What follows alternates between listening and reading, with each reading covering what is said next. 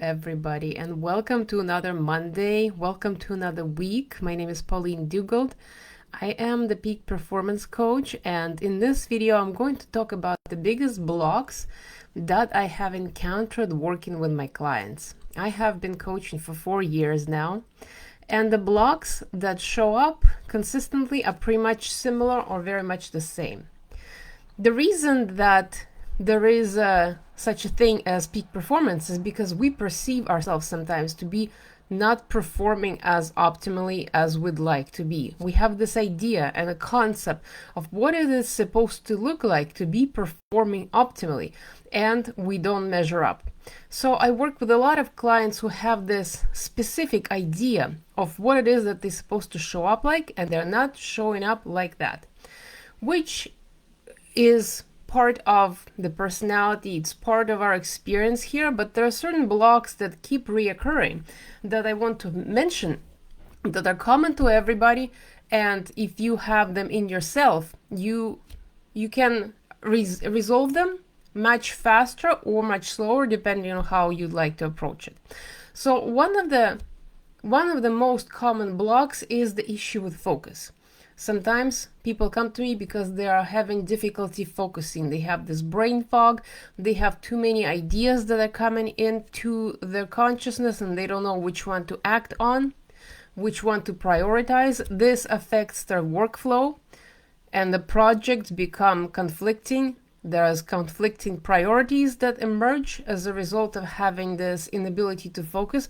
So we have this idea that you can either focus as a flashlight. The flashlight beams the light out into the space and it kind of illuminates things, or you can focus as a laser beam.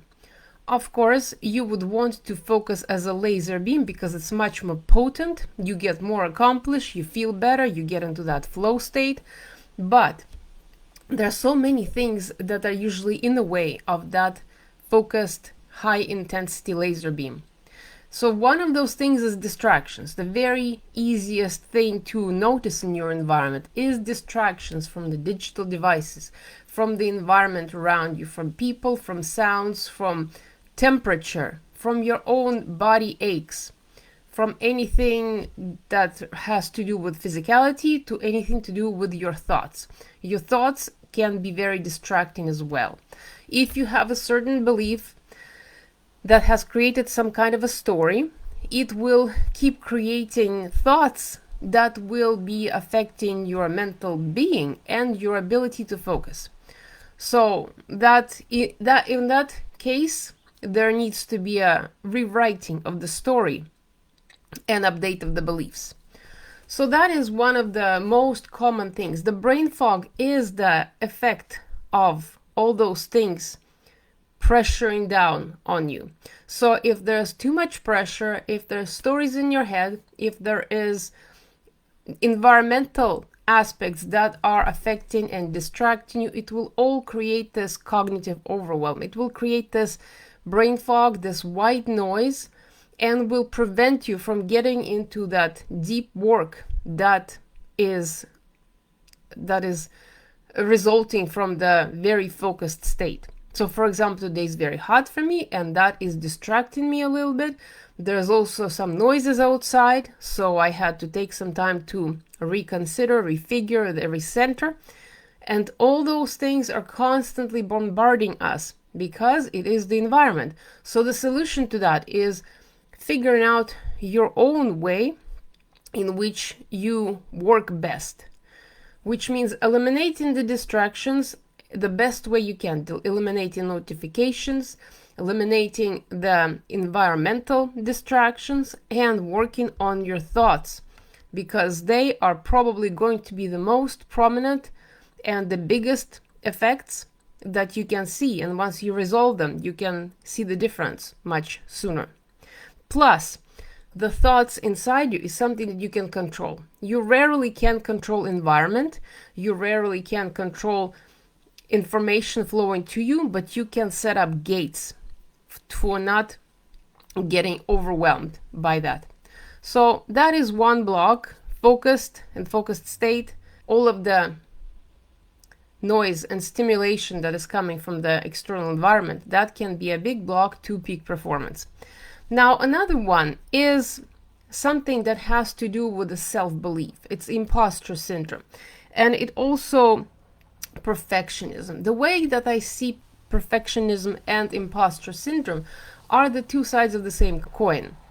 It all stems from the self-worth, and if the self-worth is not sufficient, if it is perceived to be less than, then the perfection will be the drive to get some way, perfect yourself some way in order to feel good about yourself. And imposter syndrome will be the other side of it, when you will be feeling like you don't belong. And somebody will find out that you're trying to perfect yourself and you're not actually perfect.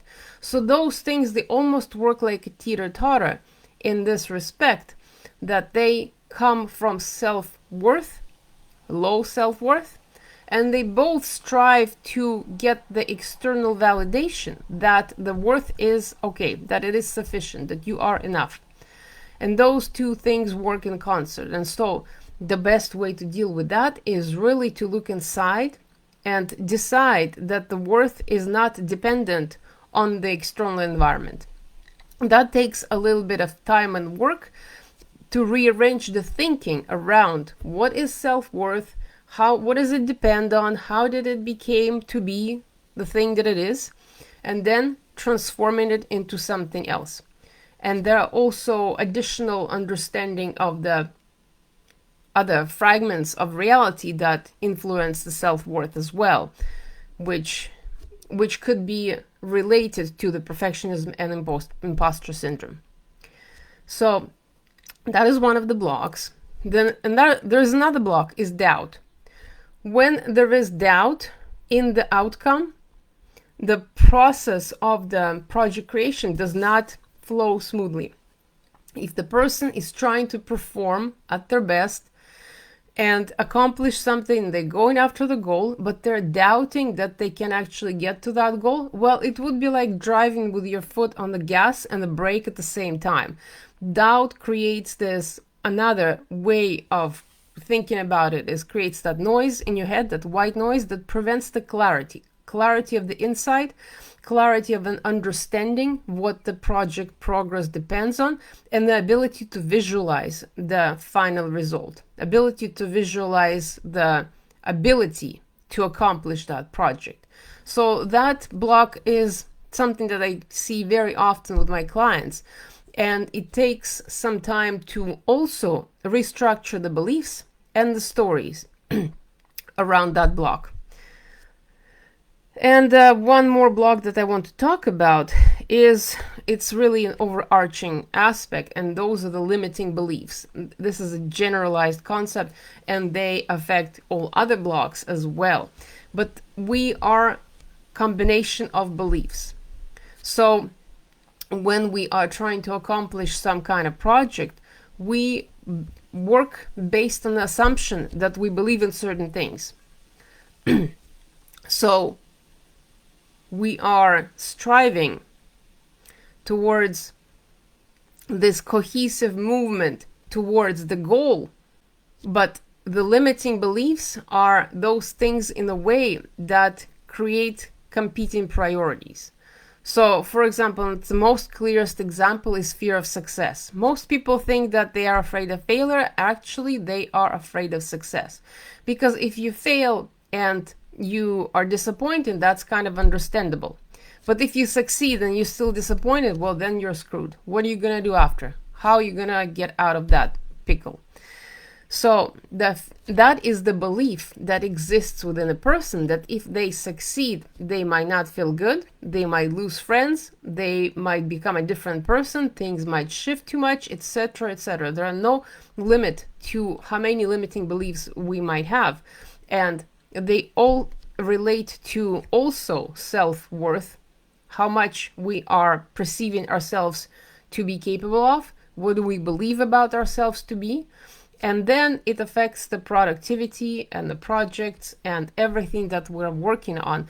And it also relates to self-sabotage, because self-sabotage will then occur as a result of those beliefs. that are hindering the progress. So those are the couple of things that I wanted to discuss. And if you are struggling with those things, you have to start looking at your core identity and what belief system is guiding you. Why do you want to achieve the things that you want to achieve? What do you believe yourself to be? Do you believe that it takes a long time to succeed, or do you believe that you can shorten it? Do you believe that you can always change and evolve, or do you believe that you are set in stone and you kind of people don't change and this is what it is and you are who you are? What is it that your belief structure is right now? Because in order to get to where you're trying to go, you need to shift that belief structure and build the bridge to the other side.